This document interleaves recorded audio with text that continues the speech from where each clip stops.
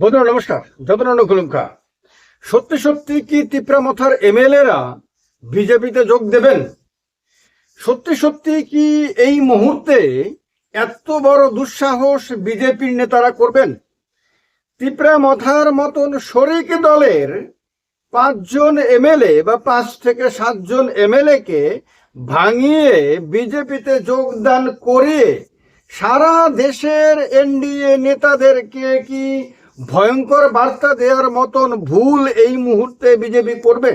যে সময়ে দেশের মধ্যে বিজেপি রাজনৈতিকভাবে প্রচন্ড চাপের মধ্যে রয়েছে, যে সময়ে নরেন্দ্র মোদীর ইমেজ অনেকটা ফিকে হয়ে গেছে, যে সময়ে অমিত শাহকে নিয়ে আর সেই রকম আগের মতন গাজুয়ারি কথাবার্তা বিজেপি নেতারা আর বলেন না, সেই সময়ে এইরকম কোনো সিদ্ধান্ত কি সত্যি সত্যি নেবে? মিডিয়াতে, সোশ্যাল মিডিয়াতে, সব জায়গাতেই একটা খবর খুব ব্যাপকভাবে প্রচারিত হচ্ছে, সেটা হলো যে তিপ্রামথার 5 জন বিধায়ক নাকি আপনার তিপ্রামথা ছেড়ে বিজেপিতে যোগদানের জন্য প্রস্তুত হয়ে রয়েছেন এবং তাদের সঙ্গে নাকি কথাবার্তা হয়ে গেছে।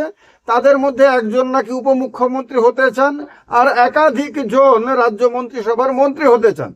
এবার তারা যদি তিপ্রামথা ছেড়ে বিজেপিতে যোগদান করেন তাহলে কি হবে? তাহলে তিপ্রামথার সঙ্গে বিজেপির জোট ভেঙে যাবে নিঃসন্দেহে, কারণ কোনো দল চাইবে না যে তার সঙ্গী, তার সহযোগী দল, তার দলের মধ্যে বিভাজন ঘটিয়ে তার সঙ্গে বন্ধুত্ব রক্ষা করুক, এটা তো চাইবে না। ফলে বাধ্য হয়ে তারা সরকার ছেড়ে বেরিয়ে যাবেন। কিন্তু কথা হলো, আমি কেন এটাকে ভুল বলছি, কেন বলছি যে এই রকম সিদ্ধান্ত বিজেপির নেওয়ার কথা না এই সময়ে, তার কারণ হলো কি, আমাদের রাজ্যে আমরা তিপ্রামথার আগে আমরা আইপিএফটির আন্দোলনটাকে দেখেছি। একটাবার খেয়াল করে দেখুন, আইপিএফটি যখন রাজ্যের মধ্যে ভয়ঙ্কর আন্দোলন তৈরি করেছিল তিপ্রাসা জনসমাজের মধ্যে, তখন আইপিএফটি তখন একটি ছোট্ট দল ছিল, একটি সাধারণ দল ছিল। আইপিএফটির কাছে সারা ভারতে পরিচিত বিরাট কোনো নেতা বা ত্রিপুরা রাজ্যের রাজনীতিতে বিরাট অভিজ্ঞতা সম্পন্ন কোনো নেতা ছিল না। কিন্তু এনসি দেববর্মা মূলত একজন অফিসার ছিলেন, তিনি কোনো রাজনৈতিক নেতা ছিলেন না। হ্যাঁ, রাজনীতির সঙ্গে তার ঘনিষ্ঠ যোগাযোগ ছিল, এক ধরনের উপদেষ্টা ছিলেন, সে ঠিক আছে, কিন্তু তিনি ময়দানের কোনো নেতা ছিলেন না। কিন্তু মনে আছে যে আইপিএফটি কি ভয়ঙ্কর আন্দোলন তৈরি করে সিপিএম নেতৃত্বাধীন রাজ্য সরকারের নাকে দম লাগিয়ে দিয়েছিল। যে আন্দোলনে দেখে দিল্লির বিজেপি নেতারা আশা করেছিলেন, স্বপ্ন দেখেছিলেন যে আইপিএফটির সঙ্গে যদি বিজেপির জোট হয় তাহলে ত্রিপুরাতে ক্ষমতায় আসাটা সহজ হবে। তাহলে ভেবে দেখুন একবার যে আইপিএফটির মতন অতীব সাধারণ একটি দল ত্রিপ্রাসা জনতার ইমোশনকে নিয়ে খেলা করে এমন আন্দোলন তৈরি করে দিয়েছিল যে সিপিএম এর মতন একটি সংগঠন ভিত্তিক মজবুত এবং দীর্ঘদিনের সরকারে থাকার ক্ষমতা ভোগের অভিজ্ঞতা সম্পন্ন একটি দলের ভিতটাকে নাড়িয়ে দিয়েছিল। আপনারা এর পরে তিপ্রামথার আন্দোলনকে দেখেছিলেন। হ্যাঁ, এটা ঠিক যে তিপ্রামথার জন্ম দিয়েছিল রাজ পরিবারের লোকজন।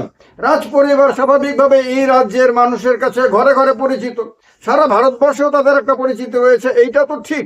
কিন্তু মূলত কোন বিষয়কে নিয়ে তারা আন্দোলনটা করেছিল তিপ্রাসা জনতার ইমোশনকে নিয়ে, ইমোশনে খোঁচা দিয়ে গ্রেটার তিপ্রাল্যান্ড, প্রথমে আইপিএফটি তিপ্রাল্যান্ডের কথা বলেছিল আর তিপ্রামথা গ্রেটার তিপ্রাল্যান্ডের কথা বলে ব্যাপক আন্দোলন তৈরি করেছিল, যে আন্দোলনের সামনে বিজেপির রাজসিংহাসনে এরকম ভাবে কাঁপছিল, দুলছিল, মনে আছে। তারপরে বাধ্য হয়ে এই তিপ্রামথাকে বিজেপি দিল্লির নেতাদের হস্তক্ষেপে তার সঙ্গে রাজ্য সরকারের শরিক বানায়।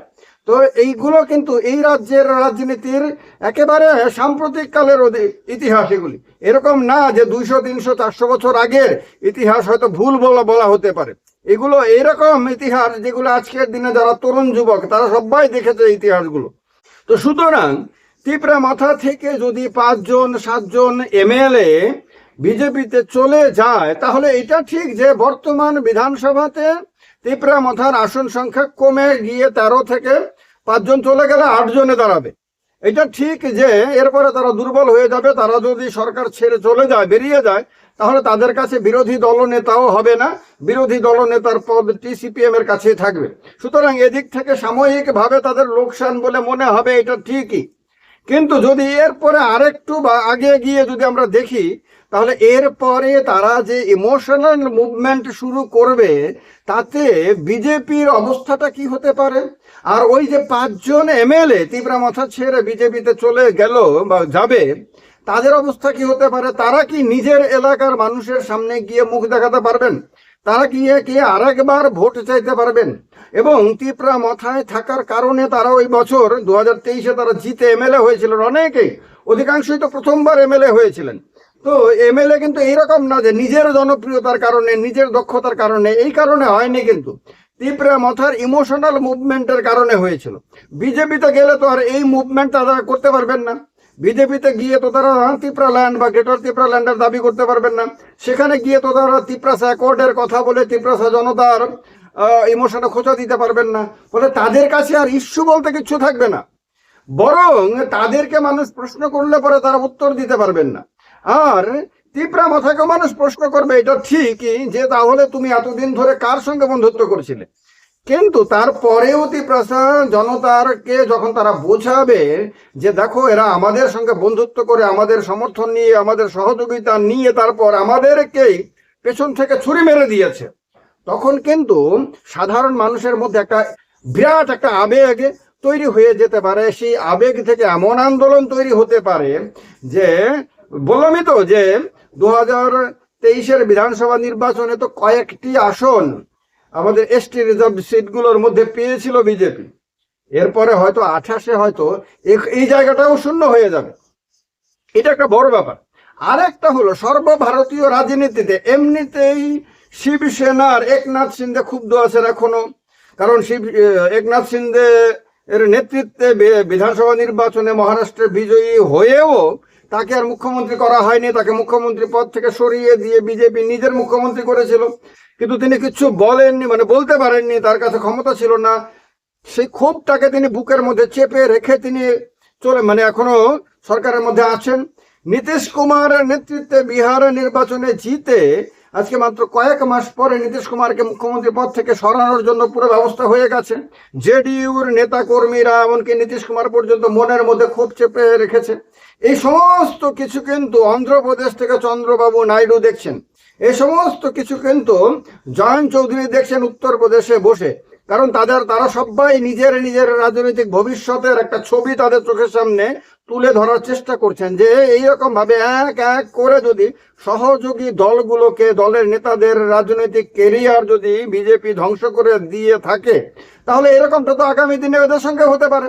সুতরাং এইরকম একটা অবস্থাতে এনডিএরই একটি ছোট্ট শরিক দল তিপরা মাথাকে যদি বিভাজিত করে বিজেপি, ভাঙন ধরিয়ে তার থেকে যদি এমএলএ নিয়ে যায়, যেটা এখন তাদের একেবারেই দরকার নয়, তাদের নিজেদের কাছে মেজরিটি আছে, এমন না যে সরকার টেকানোর জন্য এটা জরুরি। তারপরেও যদি এটা করে, এটা মানসিক রোগ হয়ে যাবে, রাজনীতির ময়দানে একটা মানসিক রোগাক্রান্ত চেহারা বিজেপির উঠে আসবে। এমনিতেই বিজেপির যে বিশ্বাসযোগ্যতা, সেই বিশ্বাসযোগ্যতা বিজেপির বিরোধী দলগুলোর কাছে তো থাকবেই না, নেই একেবারে। এটা দিয়ে তো কোনো আর বিতর্ক হওয়ার কোনো বিষয় নয়। বিজেপির যারা সহযোগী রয়েছে, যারা এনডিএতে বিজেপির শরিক দল, তাদের কাছেও কিন্তু বিজেপির কোনো বিশ্বাসযোগ্যতা নেই। বিশ্বাসযোগ্যতা এমনকি বিজেপির নিজের দলের ভেতরের অধিকাংশ নেতা কর্মীর কাছে কিন্তু বিজেপির বিশ্বাসযোগ্যতা নেই। গুজরাট থেকে আসা নরেন্দ্র মোদী এবং অমিত শাহ যখন বিজেপির ক্ষমতা নিজেদের হাতে নিয়ে নেন, তখন থেকে তারা বিজেপির ভেতরে এবং ভারতের রাজনীতিতে এমন একটা পরিবেশ তৈরি করে ফেলেছেন যাতে আর সব কিছু থাকে, অর্থ আছে, বিত্ত আছে, তারপর ক্ষমতা আছে, সব কিছু আছে, শুধু নাই বিশ্বাসযোগ্যতার। বিজেপি আজকে আর অটল বিহারী বাজপেয়ী, এল কে আদবানির বিজেপির মতন সবার কাছে একটা আলাদা সম্মান, শ্রদ্ধা এবং বিশ্বাসের কোনো বিশ্বাস নেই আর কি, রাখে না আর কি।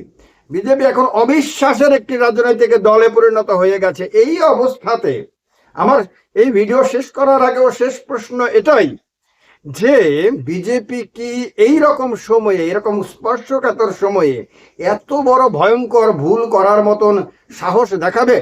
আপনাদেরকে মনে হয় যে সত্যি সত্যি তিপ্রামথার নেতাদেরকে ভাঙিয়ে বিজেপিতে নেয়ার মতন কোনো বড় ধরনের সিদ্ধান্ত দিল্লির বিজেপি নেতারা নেবেন? জানাবেন কমেন্ট বক্সে কমেন্ট করে। ভালো থাকবেন। যতনাড়ু খুলুমখা, সবাইকে নমস্কার।